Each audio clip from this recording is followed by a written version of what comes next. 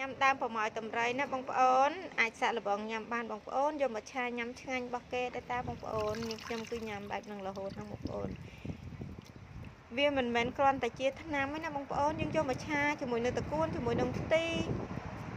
ជាមួយនឹងត្រួយល្ពៅគឺបានណាបងប្អូនរសជាតិក៏ឆ្ងាញ់ដែរបងប្អូនណារសជាតិឆ្ងាញ់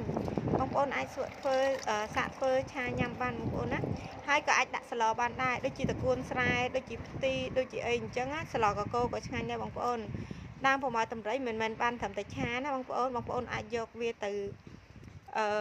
ស្លកកូក៏ឆ្ងាញ់ដែរបងប្អូនតែខ្ញុំអត់ដែរសាកស្លអីផ្សេងណាស្លតកកូហើយនឹងឆាបងប្អូនប៉ុន្តែបើស្លកកូនឹងឆ្ងាញ់មួយយ៉ាងបងប្អូនឆ្ងាញ់ដូចតែផ្ទីដូចតែអីដែរហ្នឹងបងប្អូនពេលយើងស្លកកូប៉ុន្តែបើយើងដាក់ឆាវិញរសជាតិវារៀងល្វីងតិចតែបើស្លកកូវារៀងបាត់រសជាតិល្វីងដោយសារយើងរៀងងាស់វាយូរអញ្ចឹងទៅវាលួយអីចឹងណាតែបើឆានៅជាប់ជាតិល្វីងតិចបងប្អូននេះដើមប្រម៉ោយតម្រៃបងប្អូនខ្ញុំឆាមានផ្ទីមានតកួនជួនកាលខ្ញុំដាក់ស្លកកូទៅតែថ្ងៃនេះយកមកឆាបងប្អូន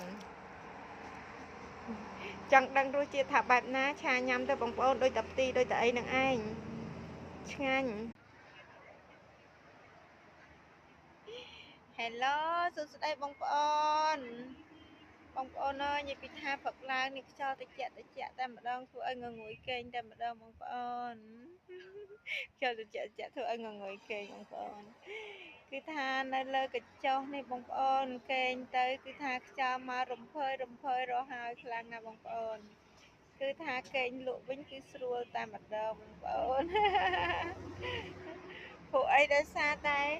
ខ្យល់អាកាសល្អបងប្អូនហើយទៅគឺថារហើយតែម្ដងបងប្អូន